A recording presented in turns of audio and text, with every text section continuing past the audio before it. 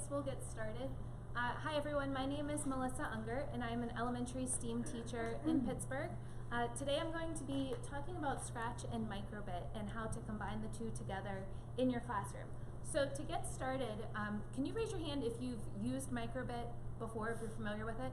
Okay, how about if you've used it with Scratch before?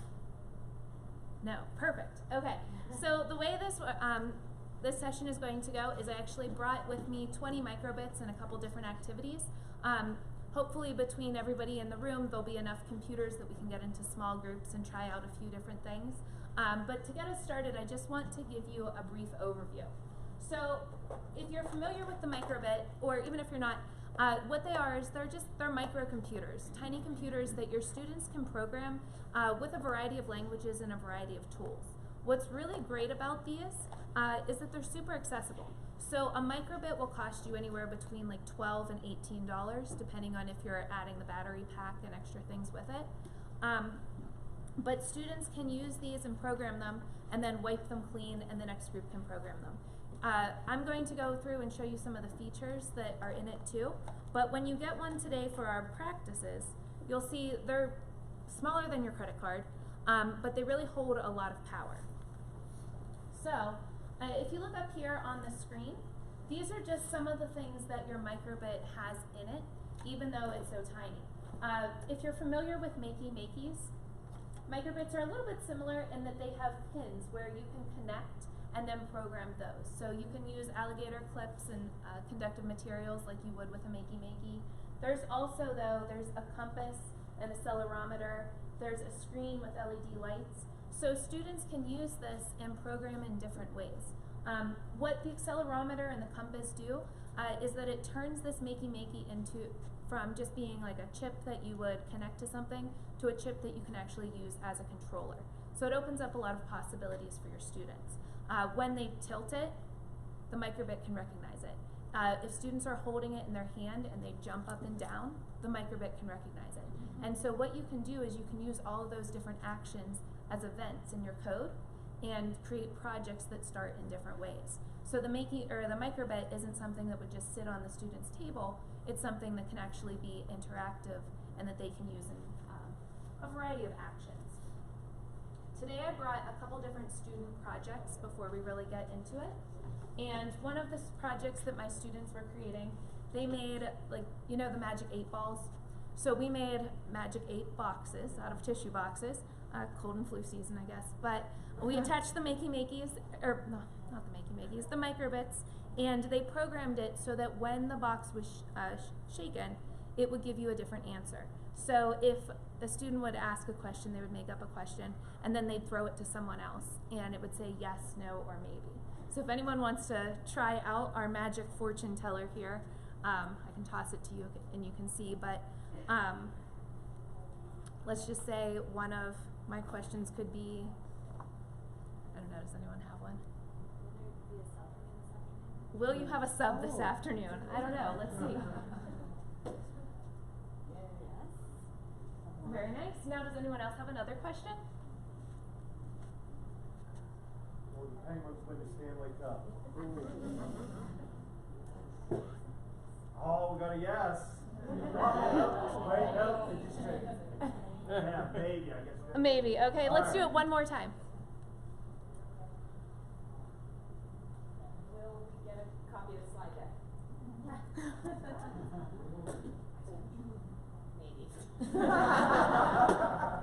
The answer is yes. But this is just one of the many ways to create with this. This was something that I teach first and second grade. This is something that took my second graders 20 minutes. Not just the creating, but the actual programming part of it. Another thing that I brought up here is using the Makey-Makey. You know how Fitbits are really popular, right?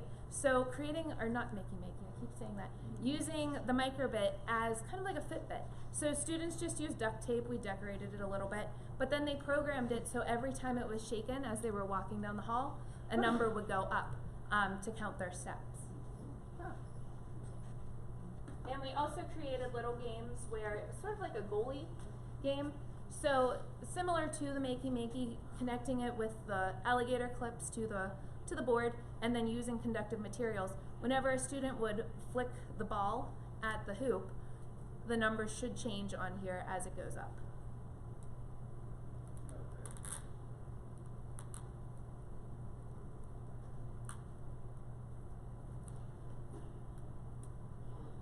I swear it works. But as they touch it, the numbers would change. So that is our goal for today, is to create some of these mini projects so that you can see how they would work with your own students. It's a quick video to give a little more context.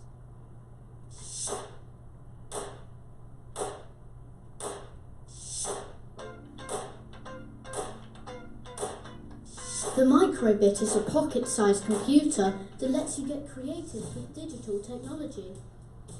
You can code, customize, and control your microbit from anywhere.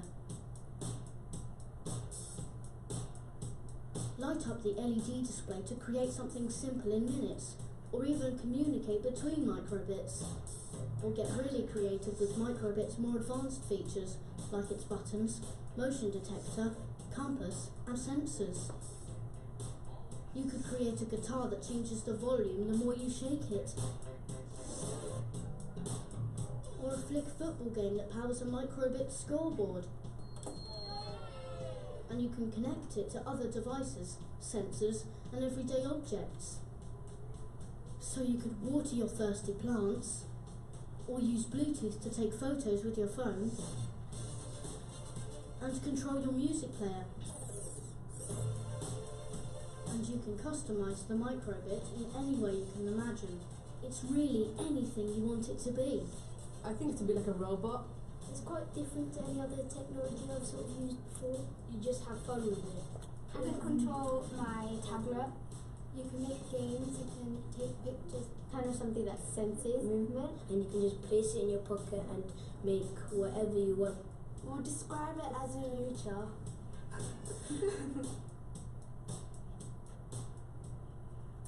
So I think that gives just a little bit more of an idea of what all you can do with a microbit. I know when I first got one, it was difficult for me to think about some of the creative possibilities. I was thinking more about just the chip and not how I can combine it with other things. And so when Scratch debuted their newer version last summer, you can now use Scratch as the extension that your students will program the microbit with. And that's what we're going to really experiment with today. I brought 20 microbits in here, and so the way we're going to do this, like I said, we'll break into groups. Unfortunately, there is a quick download that you'll need to put onto your computer. So I know some people, if you're on school computers, you might not be able to do that. But if you are able to download, I'd encourage you to kind of partner up with someone who doesn't have a computer or can't download. But all you're going to do is go on to scratch.mit.edu/microbit. And when you do this, there will be just 3 quick steps to download. It'll walk you through it, and I'll put them up once everyone gets the address. The only thing is to really pay attention. It will tell you like what to open and what to click on. Make sure you do those in that order.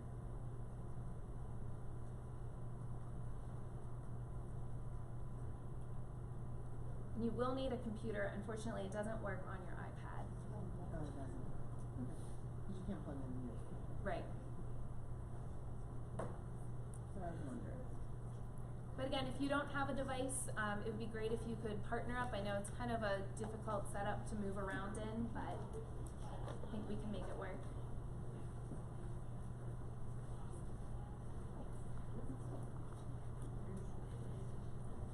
And as you're doing that, I'm going to come around and give groups a microbit. Inside your box, you'll find the microbit, a USB cord, and then there's some batteries for later on.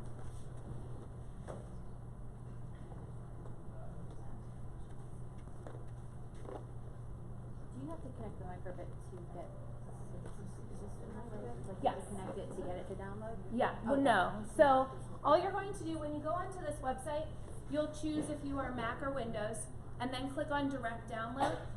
When you click on Direct Download, it'll be a zip file. So you just click it like it installs something as it normally would, and it will show up, or it should show up, either if you're on a Mac up in the top of your screen, or if you're on Windows down at the bottom. It'll look like a little S with a internet sign. Yeah, that's what I was gonna ask. It should. So if you go over to the Chrome operating system, And it takes you to Google Play, which says it's not associated. and it's not there. Yeah. I'm looking at it for an extension, there might be. I was looking, I didn't see it. You have the extension? Scratch block? Scratch block. Yeah. That's what I see, but that's not like the scratch block.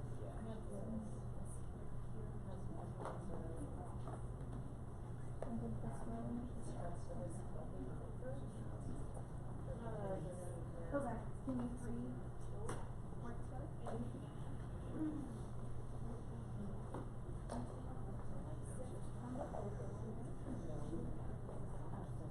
Yeah,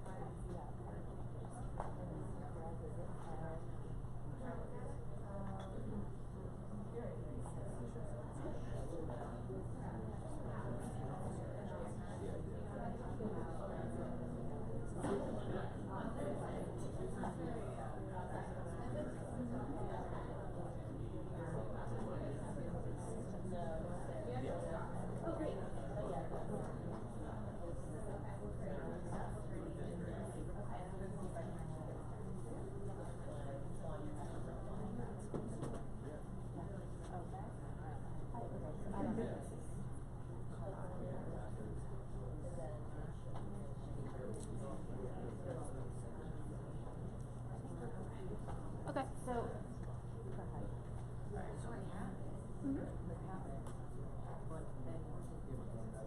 So it's just gonna run into the background. Yeah, and then did you do the second step where it says, the getting started step? No, it's, Okay. so it's just in the background. Yes. Yes. So once you download the Scratch link, whether you're downloading it on a Windows or on a Mac, you're not going to see any big changes. It's just running in the background of your computer. So if you're on a Mac, like I said, the Scratch link, it's just when you download it, it's going to show up top. And if you're on the Windows, it's going to go on the bottom. You can't use it like on an app on your phone or anything? No, it's for Windows and Mac. No Bluetooth.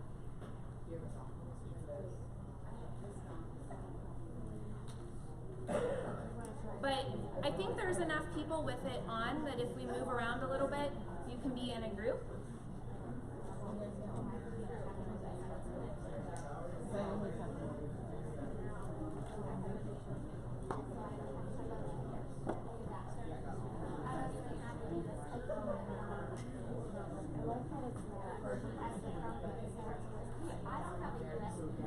Okay.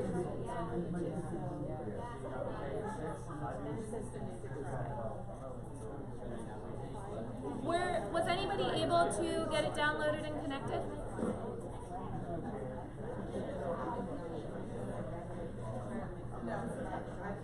Okay. You can't get it. I don't know. Yep, you're right. So you take this and you plug it into your computer. You have a USB. I do. So yeah. Okay. So now this comes out. It like files on.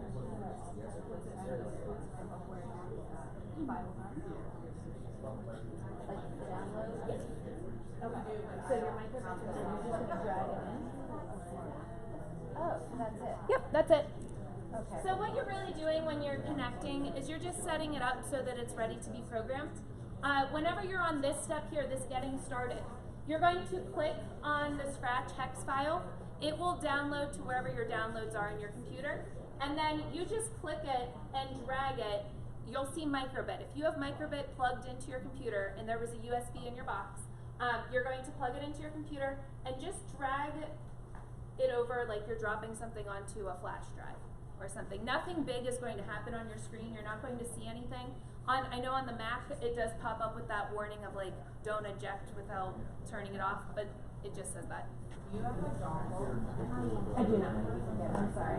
Yes. Do we have to keep it connected to the phone? Yeah. Right now until we program it, yes. Yeah, there's somebody else. Okay.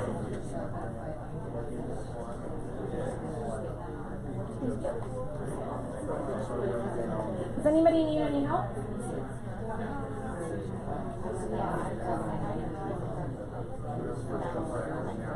You guys okay? Yeah, that's already. Are you guys okay? You guys okay?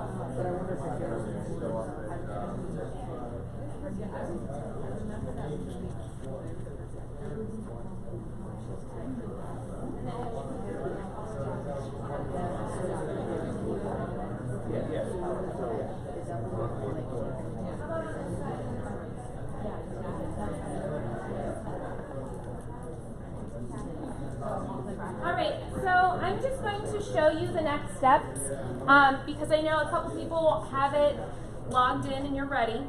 The next thing that you're going to notice, so if you're still on the screen on your computer and if you're still working, that's fine, you can still follow along with this. But the next thing is now just to test and see how your microbit works. So if you want to put your eyes up here for a second, you can either click on these projects and it will just take you to a Scratch project that's been created. Or if you're familiar with Scratch, up at the top here says Create. The great thing about Scratch is you can have a login, you can save your work, but you can also do it without an account. So when you click on Scratch, you're going to have all your code blocks down the side and your work area in the center. But down in the lower left-hand corner, there's a little plus sign, a little blue box. When you click on it, you can see all the different options of items you can now connect to Scratch, which is pretty cool. And they're constantly adding new ones. So on the microbit option, when you click on it, I don't have a microbit connected to my computer, that's why nothing came up. But when you click on it, you're going to see, probably depending on how close you are to other groups, you might see, you'll definitely see yours, but you might see some others. I took a label maker and I put a little white label on your microbit. That letter combination just names your microbit. So you'll click on it, and then any code that you put in will work with your microbit. So you'll see new code pieces on your screen, and you can kind of play around with it. This one up here, it says when the A button is pressed. So if I use this code and I do like a display a heart, now if I click my microbit, that code is going to get sent directly to it. So if you're already connected and it's working, go ahead and experiment with that a little bit. And if you need some help still with the downloads, I'll be around.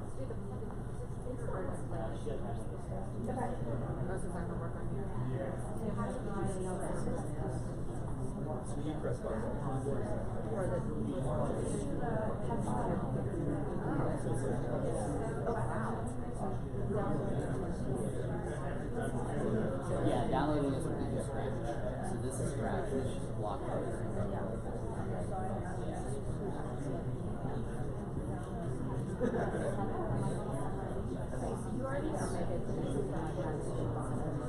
I think it's easier. The only thing is, I'm just not so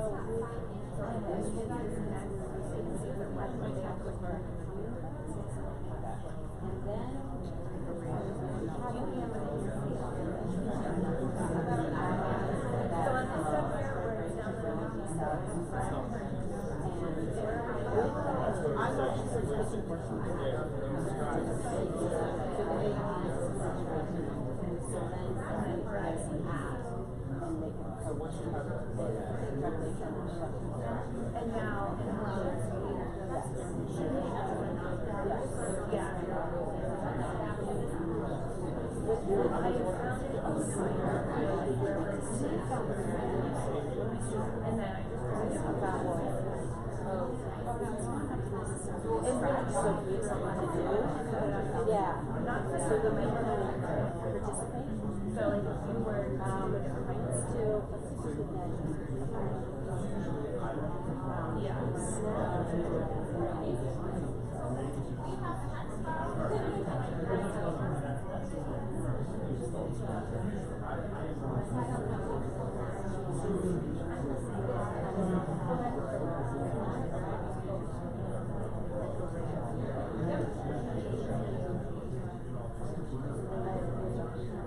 but the app does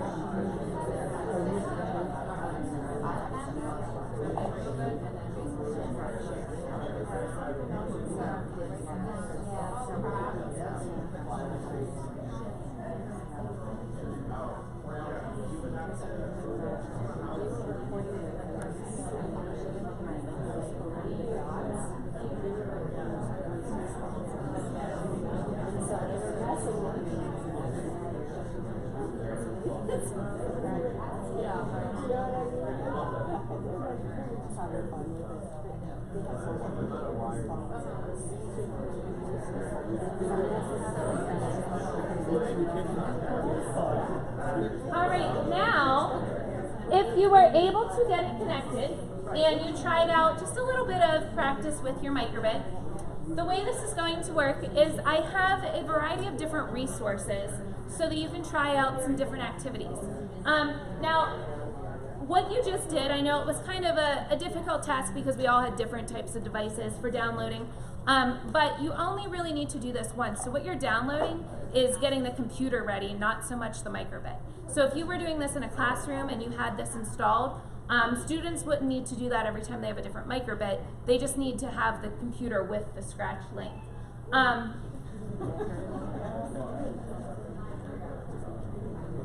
But to show you a couple different things, I know on the Scratch website there were a few sample projects, the heart beating, the tilting guitar, the ocean adventure. I know a couple people asked me, well, what's the difference between using Scratch and microbit and Scratch together or using microbit and MakeCode? And really, there's a lot of similarities. So you can use MakeCode, which is a different website that I'll actually pull up and show you. And what's cool about this is that students can program without a microbit. And it has sort of like a simulator in there, so that they'll be able to see what they're programming on their virtual microbit before it gets sent to their actual microbit. A lot of the code pieces are pretty similar to Scratch, and when you create a project, you can download it directly to the microbit. So you can disconnect and the students can create something like that Magic 8 Ball that wouldn't need a computer running in the background. But what's cool about Scratch is that this creates a little bit more of an opportunity to make interactive computer games, interactive stories, and different things like that, because your microbit, instead of being like an object that can be attached to a physical creation, is now an object that can be attached to your digital creation. And you can use this as a game controller or as a paintbrush. So one of the cool things with Scratch that I'm going to show you today is you can use your microbit and students can be holding it in their hand if you have the code in there, and actually draw pictures and shapes on the board. Another thing that's really cool with it is that you can use it to send messages and to share messages and ask and answer questions. You can use it to keep score. So there's a lot of opportunities for it. The way that this will work now, I know it did take us a little while to get set up, but I think that's totally fine in terms of time. I'm going to show you, there's a variety of resources for the microbit that are free and that are really easy to access. So the Microbit Foundation has these Scratch and microbit cards, And you can click on them. They're free downloads. They download as PowerPoints. You can actually also edit them. So if you want to change things around for your own students or put in like a challenge, you can do that. But then you can print them and laminate them, and they'll have step-by-step instructions for different activities. The website is themicrobit.org/scratch, and you will get the slides, so you can go through the slides for the link, or you can also just type it in. But I have different kits up here at the table. So I picked 4 of these sets of cards for today that I've printed out for you, and I'm going to give one to each team. Your challenge for probably about 10 or 15 minutes is going to be to go through the steps. Each set of cards has between 7 and 9 instructions, but go through them and build different projects, just to kind of play around with it and see what it can do. For the stopwatch cards, these cards are a little bit more about creating variables in code and with Scratch and collecting data. So you can have students use this. Maybe they're doing a project in your classroom, but you want them to time each other. So they can create a stopwatch with their microbit and use it for that. This one here, these dance cards, this is about using your microbit as a controller for interactive stories. So how can I use this little card or this little chip to control a bunch of different characters and make them do different actions? You also will get a set of display cards. This one is kind of like a good starter. It's how do I use the microbit to share images and send text. And then the last one I'm going to share with you today is called the drawing cards. And this is where I said you can use your microbit almost like a paintbrush. So you will get a set of cards. I recommend going from step 1 through step 8, but a lot of them don't need to go in sequential order. So it's really up to you. You can kind of experiment with them, and then we're going to share out in a little bit just to kind of hear some discoveries that you made or some initial reactions. So I will be around with these.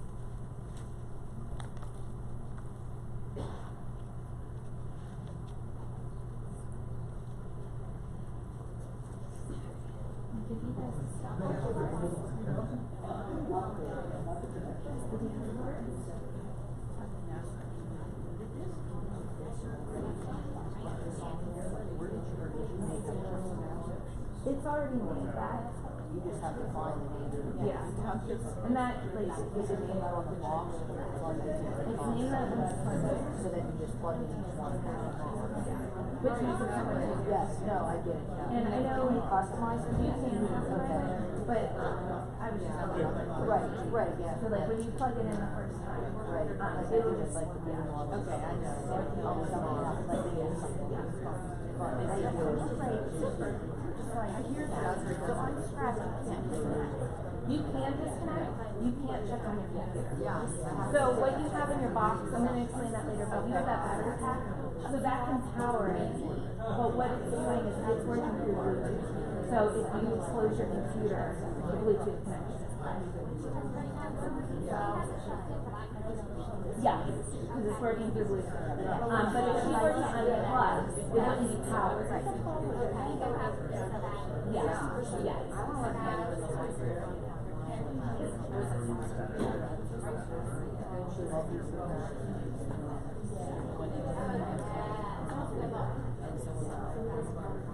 No, that's not like separate. And then you have to have adapters so it's used anything else.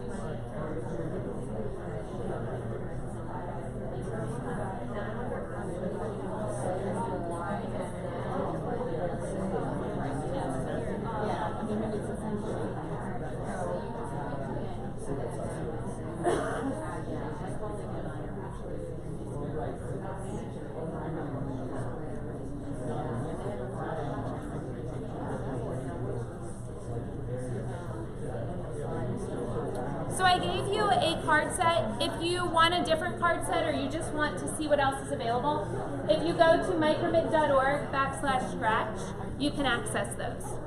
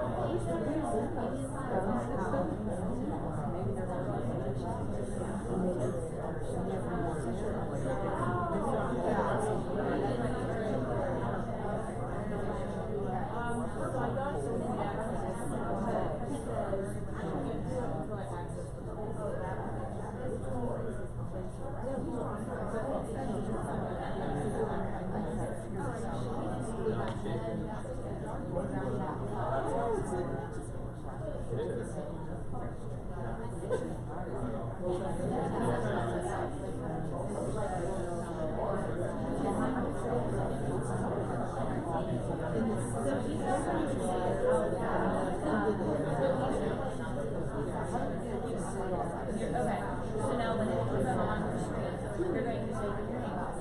Here, yeah. Yeah. Yeah. And it's just yeah. Oh my goodness. So that's kind of like one of the things that make it scratch. Yeah. So one of my kids did, they did like a copy and paste code. It's just run it, put first name and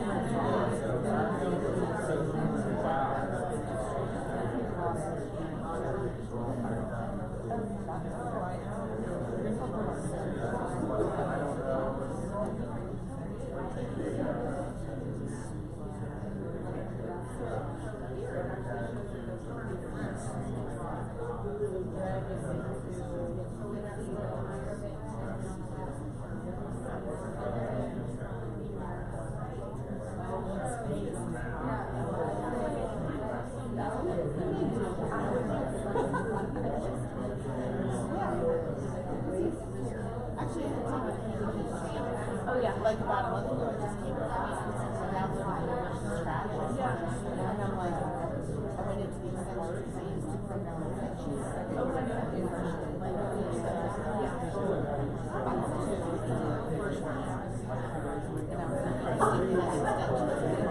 I saw my teaching partner has a set of I sent it to her.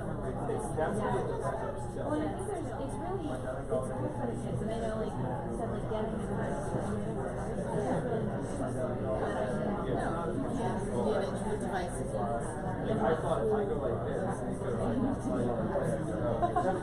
Yeah, and I don't understand that. after 7 years out,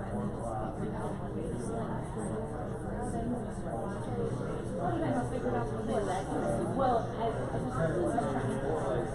that was the password. It's not password. What? No. That's good. Yeah. So now I feel like I can roll this in Your classroom teacher. Steve.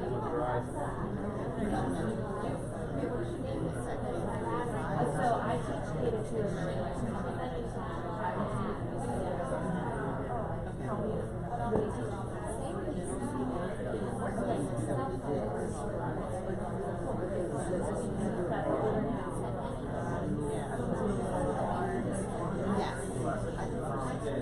Oh, really?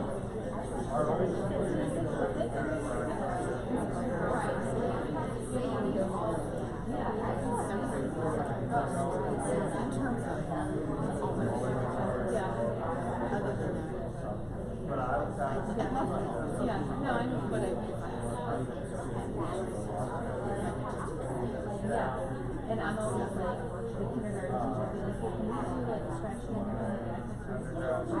and then it's like, can you do this with the free? I mean, of course I will.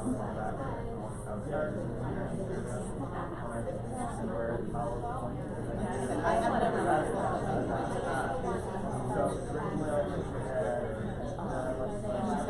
she's got 12. So usually because I have a set of all about 12. We swap out. You can guess what's tomorrow. She just got it. Yeah, that's one. I had a new yeah.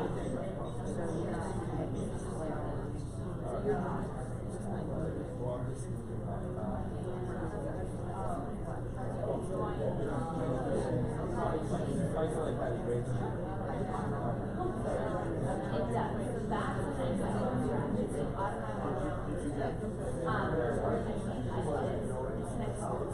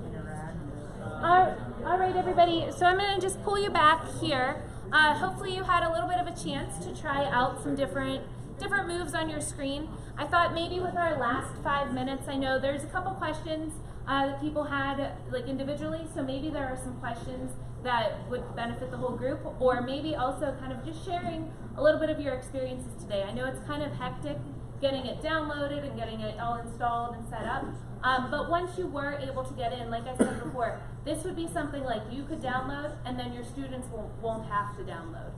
They'll just be able to plug in the microbit and go. But does anybody have any questions or reflections or want to share what their team was able to create with Scratch? How do you get the sprite to go back to its beginning place? Like, how do you do that? Sure. So if you need your sprite to go back to its beginning, just pull this on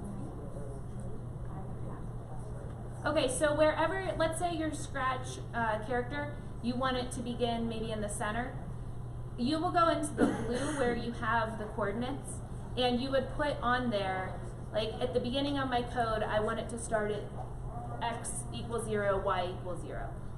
The way that you can do this a little bit easier is Scratch kind of makes it nice for us whenever we move it around, it is going to tell you its exact coordinates. So if you just type in the numbers that where you want it to be on your screen and put that in your code, every time I hit the A button now, it will go back to the start. Anybody else? Can Yes. you connect Bluetooth, like connect to it?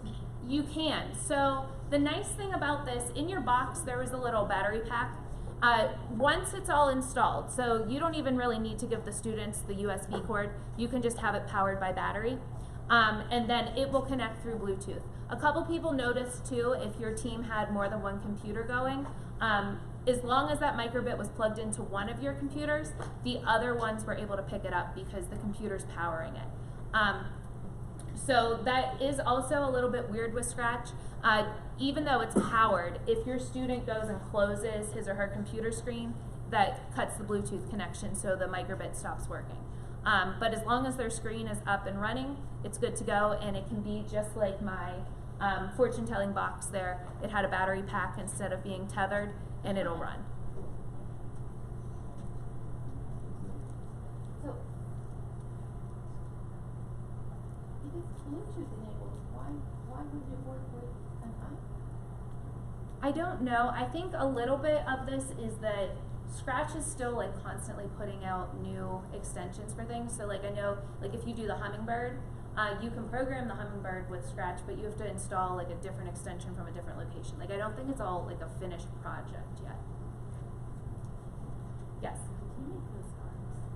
I did make those cards.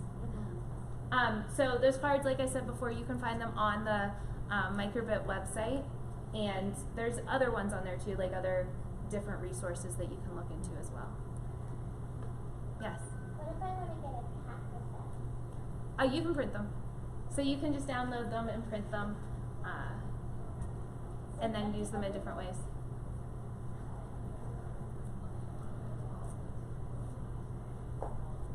Anything else? Yes? One thing that, so we use these with iPads. We got a little adapter to make it doable. We still have to get, there's obviously no Scratch app, so I don't know if that would work, but when we're communicating through the Microbit app on iPads, what we found really helpful so the kids don't have to pair each device is we have our iPads numbered 1 through 15, and then we have our microbits. We renamed them instead of that roboto name that you get, like Zygot or whatever it is. We just name them with like a silver Sharpie 1 through 15 and pair them ourselves, so that when the kids come in for class, we go into the app and they're already, Oh, that's a nice way ready to go. streamline it. Yeah. So you can use them with an iPad then? We used with the microbits, but we had to buy USB to lightning adapters to make that happen. And you can also use the battery pack and communicate via Bluetooth on it, but you're going to have to keep replenishing your batteries every year. So that's, and it's a little slow when they're all trying to communicate at once. So then you get the kids that occasionally might get cross-connected to another device because they weren't paying attention necessarily, which creates like 10 minutes of chaos. So you're not using Scratch, you're using that other one she showed us. Yes, that was through MIT, or not, that wasn't through, that was through the microbit. Scratch does have an app. It's Scratch Junior does. That's awesome. And we haven't tried anything with that.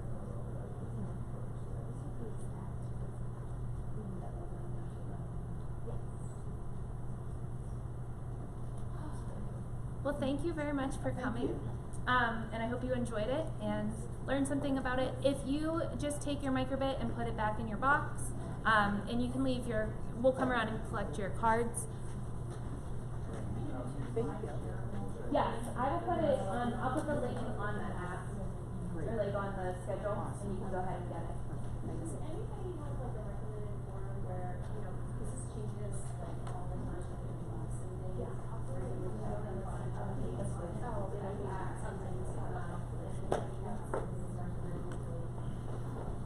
follow to see. Because I imagine all the work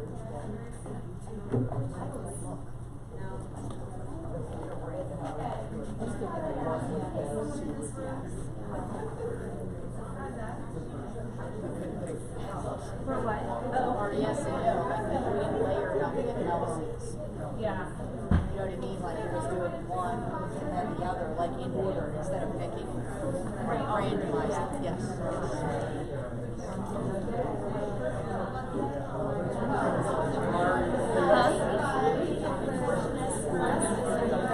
Thanks for that. Oh, good. Did you get it working? No. Okay. So this is, so what it wants you to do is